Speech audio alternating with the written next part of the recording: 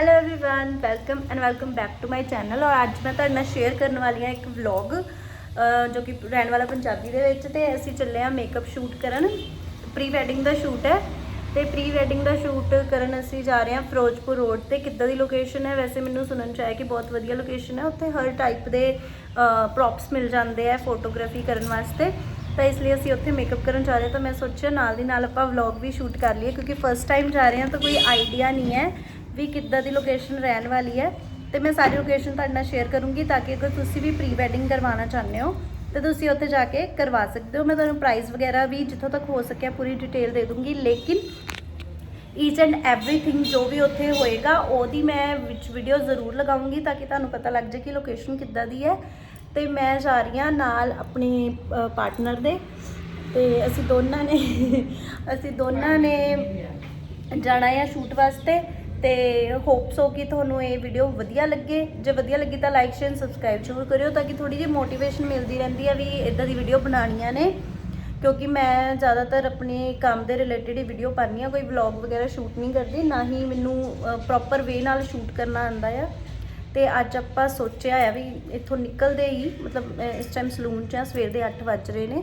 इत्थों निकलते ही जिन्नी भी लोकेशनस आनगियां या रस्ता किवें आ, मैं तुहानूं सारा वीडियो के एंड च समझा दूँगी, ताकि तुहानूं कोई भी दिक्कत ना होवे। तो चलो हुण सीधा लोकेशन ते ही मिलांगे।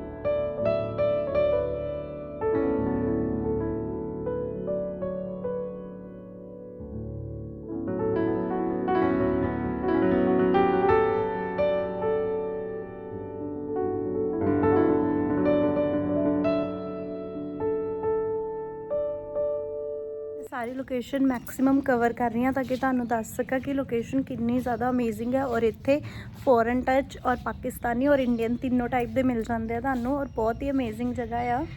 ਇਹਦੇ ਵਿੱਚ ਮਤਲਬ ਲਾਈਕ ਬੂਥ ਵੀ ਬਣੇ ਹੋਏ ਆ, ਜਾਂ ਜਿੱਦਾਂ ਬਾਹਰ ਦੇ ਕੰਟਰੀ ਦੇ ਵਿੱਚ ਘਰ ਬਣੇ ਹੁੰਦੇ ਆ ਉੱਦਾਂ ਦੇ ਘਰ ਵੀ ਬਣੇ ਹੋਏ ਆ। ਬਹੁਤ ਜ਼ਿਆਦਾ ਇੰਟਰਸਟਿੰਗ ਜਗ੍ਹਾ ਆ।